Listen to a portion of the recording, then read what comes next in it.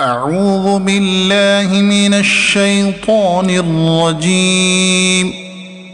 بسم الله الرحمن الرحيم.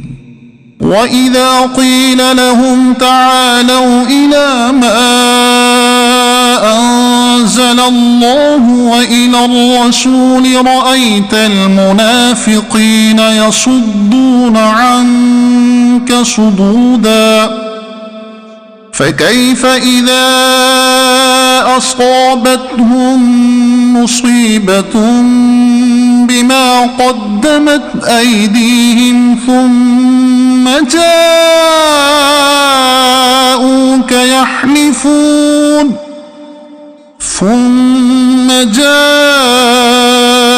جاءوك يحلفون بالله إن أردنا إلا إحسانا وتوفيقا أولئك الذين يعلم الله ما في قلوبهم فأعرض عنهم وعظهم وقل لهم في أنفسهم قولا بليغا وما أرسلنا من رسول إلا ليطاع بإذن الله ولو أنهم إذ ظلموا أنفسهم جاءوك فاستغفروا الله واستغفر لهم الرسول لوجدوا الله توابا رحيما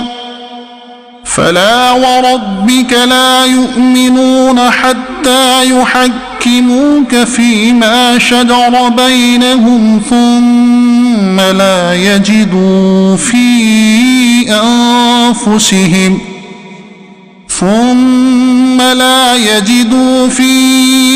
أنفسهم حرجا مما قضيت ويسلموا تسليما ولو أنا كتبنا عليهم أن اقتلوا أنفسكم أم اخرجوا من دياركم ما فعلوه إلا قليل منهم ولو أنهم فعلوا ما يوعظون به لكان خيرا لهم وأشد تثبيتا وإذا لآتيناهم من لدنا أجرا عظيما ولهديناهم صراطا مستقيما ومن يطع الله والرسول فأولئك مع الذين أنعم الله عليهم من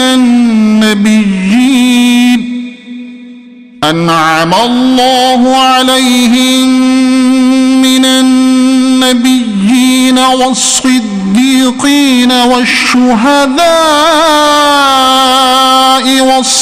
والصالحين وحسن أولئك رفيقا ذلك الفضل من الله وكفى بالله عليما